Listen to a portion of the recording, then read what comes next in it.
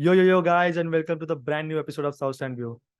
Top of the table आज हम crystal palace के साथ मैच खेलेंगे, अपनी लीड और बढ़ा सकते हैं। 5 पॉइंट से हमारी अपनी ये लीड बढ़ा सकते हैं। But before we talk about that, India के सारे टॉटनहम फैंस के लिए एक बहुत ही बड़ी खुशखबरी आने वाली है। जी हाँ, इस चैनल को सब्सक्राइब करो, इस वीडियो को लाइक करो। टॉटनहम हॉटस्पर के जो स्पर्स इंडिया चैनल्स है और टॉटनहम हॉटस्पर का जो ऑफिशियल चैनल है ट्विटर और इंस्टाग्राम पे, जल्दी से जाके उनको फॉलो करो, क्योंकि आप सभी के लिए एक बहुत ही इंटरेस्टिंग सरप्राइज आने वाला है बहुत ही जल्दी। और इस चैनल पे भी हम उसके बारे में बताएंगे, पर आपको टॉटनहम हॉटस्पर के ऑफिशियल हैंडल पे ये न्यूज़ बहुत ही जल्दी मिल जाएगी। तो फॉलो करिएगा गाइस, और इस चैनल को भी सब्सक्राइब करेगा, बिकॉज बहुत अच्छे अच्छे अपडेट्स में हम आपके लिए लेके आने वाले हैं। जैसे मैंने थंबनेल में कहा है, 5 things to make Tottenham go 5 points above Arsenal and City today. और उसमें सबसे ज्यादा सबसे फर्स्ट इंपॉर्टेंट चीज है जो है, वो है हमारा गोलकीपर विकारियो। इस सीजन में विकारियो का जो इम्पैक्ट रहा है टॉटनहम के परफॉर्मेंसेस पे, वो हम बयान नहीं कर सकते कि कितना इंपॉर्टेंट रहा है ये। जब हम इतनी हाईलाइन खेलते हैं तो आपका गोलकीपर एक अच्छा शॉट स्टॉपर होना चाहिए, बट जब आप फ्रॉम द बैक बिल्ड करते हो तो आपका गोलकीपर एक अच्छा डिस्ट्रीब्यूटर भी होना चाहिए। विकारियो में ये दोनों चीजें बहुत बखूबी तरह से है। सबको लगा था कि वो उतना अच्छा नहीं होगा, हम डेविड राया के पीछे जा रहे थे, बट डेविड राया आर्सेनल के साथ अगर हम देख रहे हैं उनके मैचेस, तो वो कैसे थोड़े डाइसी लग रहे हैं। विकारियो के पहले एक दो मैचेस अगर हमने छोड़ दिया, ब्रेंटफोर्ड और यूनाइटेड का फर्स्ट हाफ और 20-25 मिनट जब वो थोड़े से ऑफ लग रहे थे, Vicario has अप्ड his game many many many many times. Highest save percentage currently in the league. उनका डिस्ट्रीब्यूशन भी बहुत बढ़िया है। जिस तरह से वो नॉर्थ लंदन डर्बी हो जाने दो, या फिर ल्यूटन का गेम हो जाने दो, या फिर इवन फुलम के अगेंस्ट उन्होंने जिस तरह से कुछ सेव्स निकाले हैं, आई थिंक एक बहुत टाइम के बाद, लॉरिस ऑफ कोर्स 2017 के बाद आई थिंक लॉरिस का एक डिक्लाइन होना शुरू हो गया था। तो हमारे पास एक बहुत टाइम के बाद एक अच्छा गोलकीपर आया है जो एक अच्छा शॉट स्टॉपर भी है, लेवल हेडेड मैन है, एक पैशनेट मैन है। उसका एक कोट आया है अभी कल ही के, जिस जैसे ही टॉटनहम की तरफ से उनको कॉल आ गया, he did not think twice, और ही सेड कि मैं खून से इस कॉन्ट्रैक्ट को साइन कर लेता, मैं इटली से चल के आता यहाँ पे टॉटनहम के लिए। ये पैशन ही तो सब है इवेंचुअली। जो इस बैच के लिए खेलना चाहते हैं जो प्लेयर्स, वही इवेंचुअली आपको काम पे आते हैं। एंज पोस्टेकोग्लू ने भी उसके बारे में बहुत अच्छी अच्छी चीजें कही है कि वो एक पॉइंट प्रूव करने के लिए यहाँ पे नहीं आया है, he is just here to become the best version of himself. जब ऑफ डे होता है ट्रेनिंग में, तभी भी विकारियो ट्रेनिंग पे पहुंचता है और कुछ नई चीजें ट्राई करते रहता है। I think that's what's making him such a good goalkeeper. I think one of the best goalkeepers today in the league. Only Alisson is better than him today, base is the current performances definitely. तो Vicario अच्छे से perform करना बहुत important रहेगा हमारे पास। Crystal palace के बहुत एक अच्छा एरियल थ्रेट है। उनके ओलिस और एजी दोनों नहीं खेलने वाले हैं इस गेम को, बट उसके बावजूद उनके जो डिफेंडर है एंडरसन, उनके पास एक अच्छा हेडर है। They can try to beat us on the set pieces. और मेरे ख्याल से जिस तरह से हम हाईलाइन खेलते हैं, जिस तरह से हम, उनके पास पेस भी है क्रिस्टल पैलेस के पास, तो आई थिंक विकारियो एक अच्छा गेम खेलना बहुत इंपॉर्टेंट होगा। हमारा जो दूसरा रीजन है, उससे भी हमको पता चलेगा कि विकारियो का एक इस गेम में इंपॉर्टेंस इतना क्यों बढ़ता है, बिकॉज शायद इस गेम में डेस्टिनी उडोगी नहीं खेल पाएंगे। He is being assessed. Fulham के अगेंस्ट आपने देखा होगा 55th मिनट पे वो सब्स्टिट्यूट हो गए थे। उनको थोड़ा सा टाइटनेस लग रहा है उनके मसल में, तो वो अगर नहीं खेल पाते, अगर वो रिकवर नहीं हुए हैं 3-4 दिन में, तो शायद एमरसन रॉयल हमको वहां पे खेलते हुए दिख सकते हैं, because Davis also had missed out on the Fulham game because of knock. अगर ये दोनों में से कोई भी वहां पे खेलते हैं, डेविस के पास ऑफकोर्स इतना पेस नहीं है, he is a very good inverted full back. वो सेंट्रल एरियाज बहुत अच्छे से ऑक्यूपाई करते हैं, फॉरवर्ड रन्स भी बहुत अच्छे से लेते हैं, बट आप अगर डिफेंस की बात करो, जब जो एक पेस होता है, जो ट्रैकिंग बैक के लिए, जो आपको एक रिकवरी के लिए जो पेस लगता है, वो डेविस के पास डेफिनेटली नहीं है।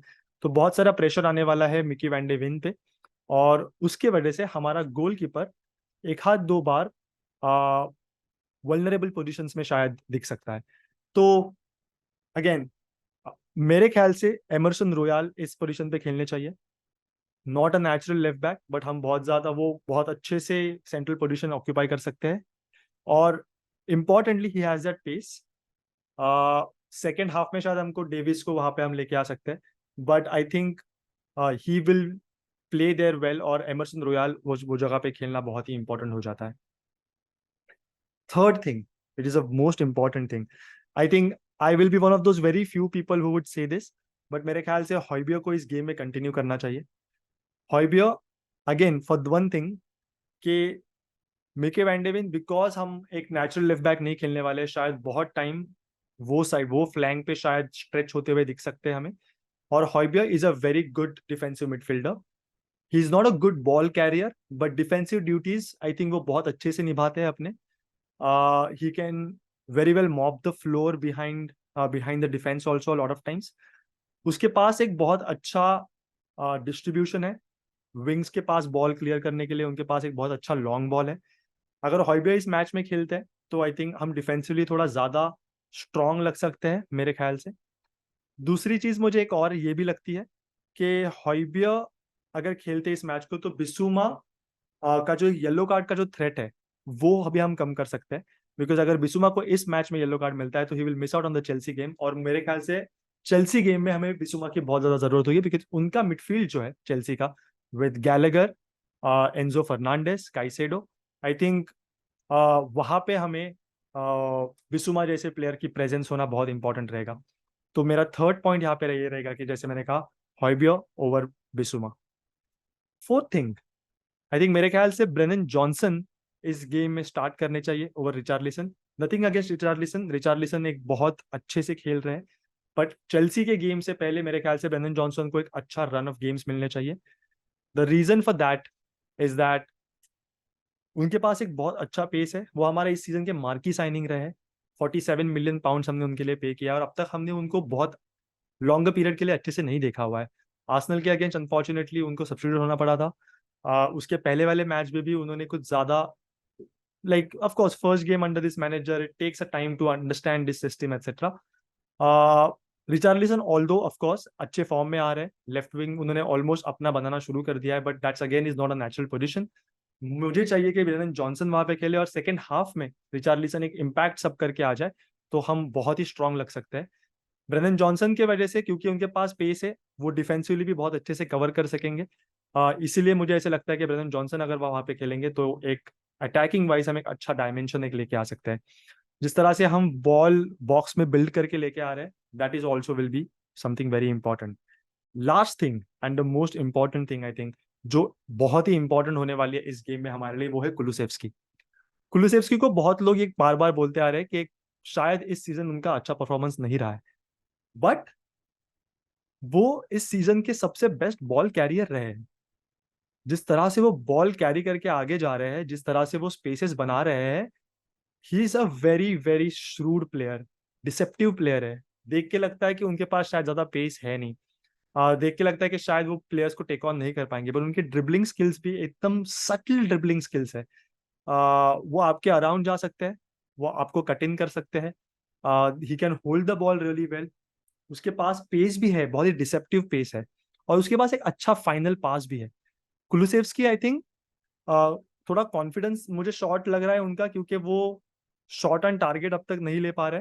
देयर बीन टाइम्स फुलहम के अगेंस्ट जैसे हमने देखा होगा कि 2-3 बार उनको शायद शॉट लेने का चांस था, लेकिन वो नहीं ले पा रहे. अगर क्या उनको इंस्ट्रक्शन मिला है कि आप शॉट्स कम लो और आप बॉल पास करो ज्यादा मैडिसन और सॉन को या रिचार्लिसन को, could be, we don't know, but whenever आपको एक अच्छा गोल स्कोरिंग चांस रहता है तो आपने वो लेना चाहिए. तो I think fifth and last point for me is that how well Kulusevski plays this game is going to be really important for us to get something out of this game. Crystal palace का defence जो है of the ball आप देखोगे तो बहुत ही compact होता है, box के अराउंड रहता है. इसका मतलब हमारे विंगर्स को बहुत ज्यादा स्पेस मिलने वाली है, और इसीलिए कुलुसेव्स्की और Brennan Johnson again are going to be really important for us, with Maddison and Son occupying really smart places around the box, in and around the box actually. इसीलिए मुझे ये भी लगता है हॉयबियर इस गेम में होने की जरूरत क्या है, क्योंकि शायद हमें कुछ लॉन्ग शॉट्स पे रिलाई होने की जरूरत पड़े, because Crystal Palace might just set back against us. और उस केस में हॉयबियर is that player who has a good shot in him. तो अगर हम उनकी डिफेंस उनके बॉक्स में बहुत ज्यादा स्ट्रेच कर लेते हैं टुवर्ड्स द गोल, और अराउंड द बॉक्स एक पॉकेट बन जाता है बहुत बड़ा, जो पॉकेट पे हॉयबियर खेल सकता है, he can have a good long shot and score a goal for us. तो इन सारे रीजन की वजह से मुझे लगता है हॉयबियर इस गेम में जरूर खेलना चाहिए. This game is going to be really important for us. We can go 5 points clear. City and Arsenal फिर उनका रिजल्ट कुछ भी हो हमें फर्क नहीं पड़ेगा। इसके बाद वाला हमारा गेम रहेगा चेल्सी के साथ। ऑफ कोर्स हम होम पे खेलने वाले हैं, बट चेल्सी ने जिस तरह से आर्सेनल के अगेंस्ट गेम खेला है, we can see that they can hurt us. We have to be on top of our game continuously against Chelsea.